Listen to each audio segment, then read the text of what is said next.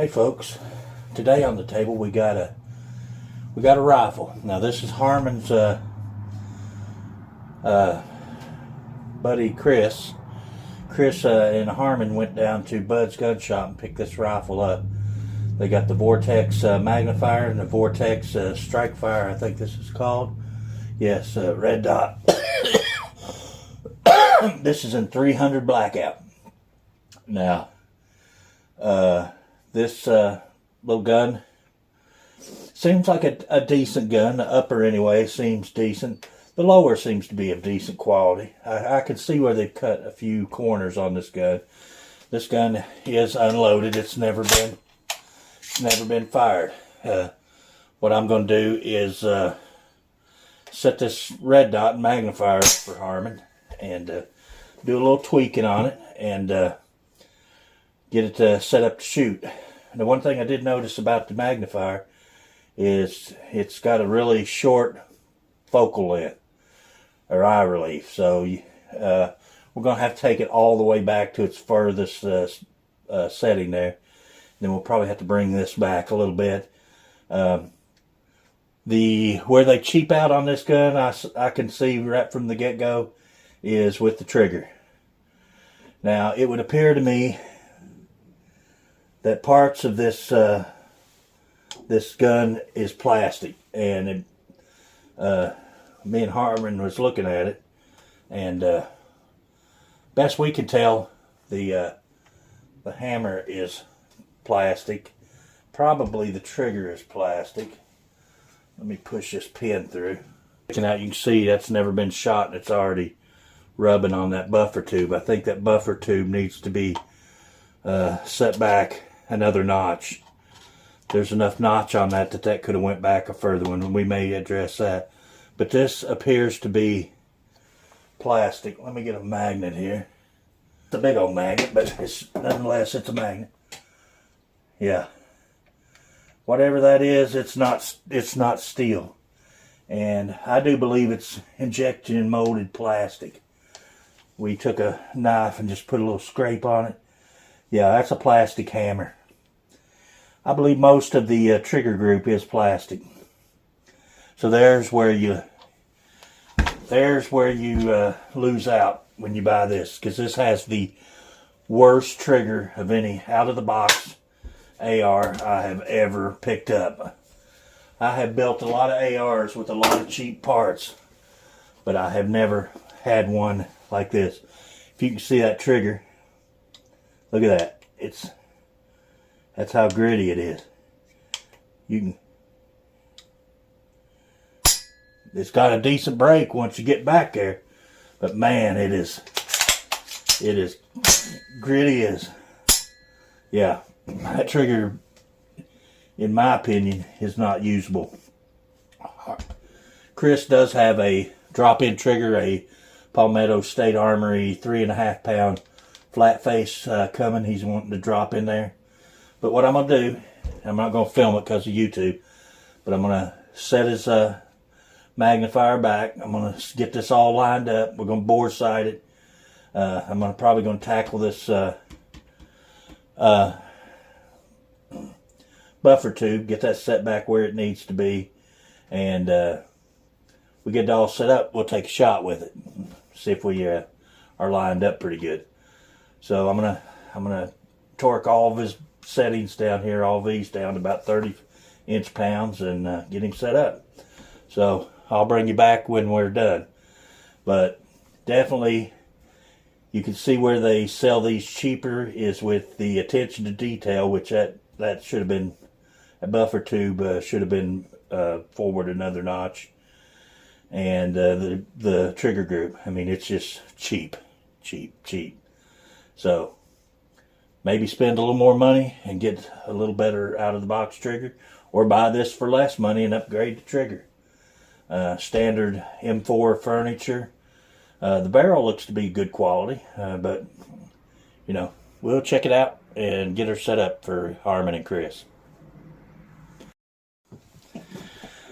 Alright, ATI, in trying to tighten up the buffer tube, I can see there that their buffer tube is they had to leave it out that far because it's actually not milled back far enough. So when you bring it out on the notch where it should be on the detent, you got excess metal sticking out. And look at this, black tape on the buffer tube to make it fit. Cheap, cheap, cheap. This wasn't even tight. This wasn't even tight. I just barely took anything to get that loose. So we're going to have to leave it out. My suggestion would be to upgrade the lock ring there on the back, the buffer tube, probably the buffer and the spring. I don't know. This is some cheap stuff, ain't even milled right. So I thought I'd bring that to you while I was into it. So I'm gonna have to back it back out and leave it like it was, because there's no doing anything with this. So when you're buying an ATI, this is the kind of stuff you're getting into. I built some cheap rifles and never had to resort to this. So they cheap out on the buffer tube, the castle nut here on your buffer tube, plastic hammer, plastic trigger, looks like a plastic disconnector. Looks like your whole trigger group is plastic. Your safety is plastic. Yeah. Cheap, cheap, cheap. I'm not impressed with ATI so far. Well, I guess it depends on how it shoots. I can already see he's paying $100 for the trigger group. Probably need to spend another $40, $50 to upgrade this buffer and buffer tube and castle nut. The end plate's just a cheap end plate. Yeah. All right, thought I'd bring you back. I'm still working on it. I did get the red, the magnifier and the scope set up there. They're torqued down to 30 inch pounds. All we like there is to get them zeroed in. So far ATI, I wouldn't buy you. Okay, another area of cheaping out. I've noticed that the entire magazine catch, the button, the catch itself, it's all plastic. Front and rear takedown pins are plastic.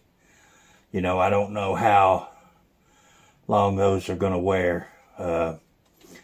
If this was my gun, I think I'd just order a whole new lower build kit and replace all this. Okay guys, I've got to set up at target down there at 25 yards. I bore sighted the 300 blackout, and we're going to be using this American Eagle stuff. I'm going to try not to shoot no more of their ammo than you have to, because this is $23 a box. And I'm going to see if we're pretty close on our bore sighting down there. So I have done as much to it as I feel like I can do. I feel like the trigger is going to be a hindrance in the accuracy, but it might surprise me. So anyway, let me load us up, and I'll come back when we're ready to put the first few rounds down range. I've run into a problem where I tried to fix the buffer tube. The end plate is sticking up and the charging handle will not clear the end plate now. So I'm going to have to go loosen the castle nut up and see if I can get that down some. It is on there all the way around, so I don't know what's keeping it off, other than it's just a poor quality end plate that's too big, and it's hitting the charging handle. I cannot get the bolt to come back, and I cannot get the charging handle to come up over. So we're gonna have to go work on it some more. All right, I got it down to where it just barely touches it, but you can see it has been rubbing. So it just barely clears even when you got it. Tells me the little imprint down here, your little indentation right here, doesn't match up to the hole in the receiver quite like it should. Gives it a little bit of room for movement. So I loosened the cast on that. I put as much down pressure on it as I could on the end plate while I tightened it, and tried to cure it like that. It will clear now, but it just barely clears.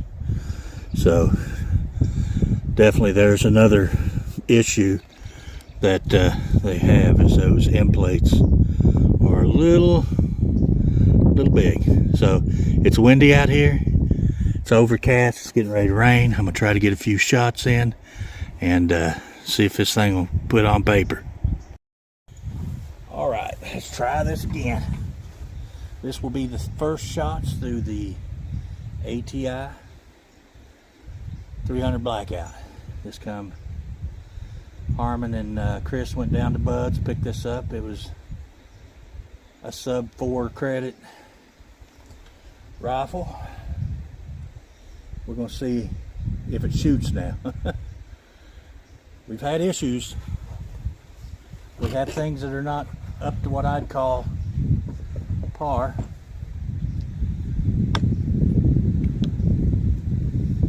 We're going to shoot with our magnifier.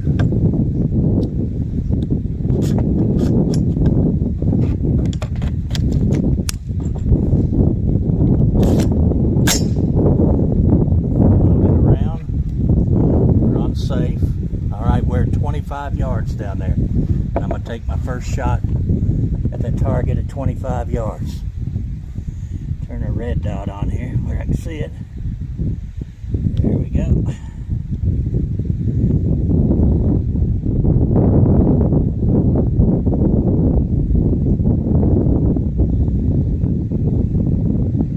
All right, here's our first shot out of the ATI 300 blackout. I have never shot a 300 blackout, so this will be my first shot ever through a 300 blackout.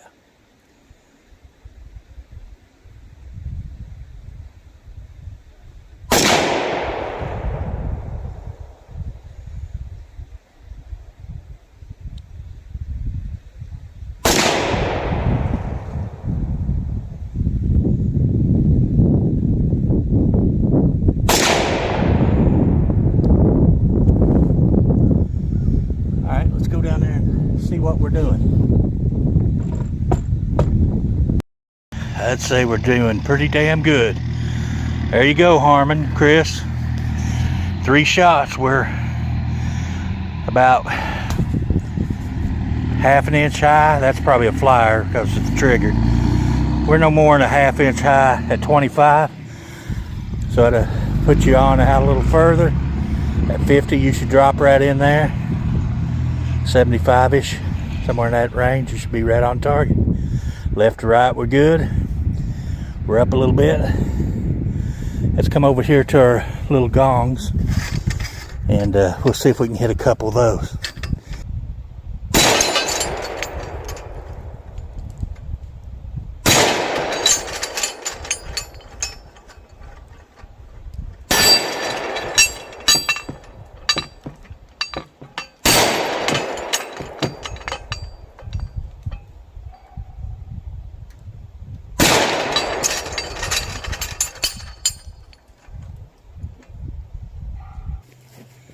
Well, that definitely has some juice behind it.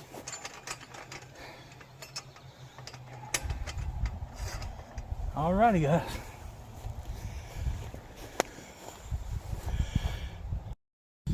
Alright, guys, that was the ATI. This is the American Tactical MultiSport. Has a lot of cheap money-saving cost on it, but seems like the barrel is a good barrel, because as you can see, the first 3 shots out of the box were just about touching the bullseye. Close enough for 25 yard zero. It was a little bit high, but that's the way I like it. Just a little high 25. That way it drops in about 50, 75-ish, somewhere in that range. You know, I only have a little bit of space to work with here. The Vortex combo up here is nice and clear. It was easy to zero. I mean, this thing was, if it hadn't have been for some of these other issues like plastic parts and even the trigger, I mean, it's usable. It's not great, but it's usable. As you can see there, I managed pretty good with it. So anyway, guys, I still think that for a base rifle you could do a little better than this. This was sub 4 enchiladas. So yeah, anyway, guys, appreciate you watching. Chris, thank you for loaning me the rifle and allowing me to be the first one to put some rounds to it. Harmon, thank you. You all have shown great support to the channel, giving me guns to shoot, firearms to check out, and I appreciate that. And I know the viewers out there like seeing a variety of things. So yeah, the ATI, if you want a starter rifle to build on, go for it. But I think for a little more money you could do a little better. So anyway, guys, appreciate it. Till next one, we'll see you guys later.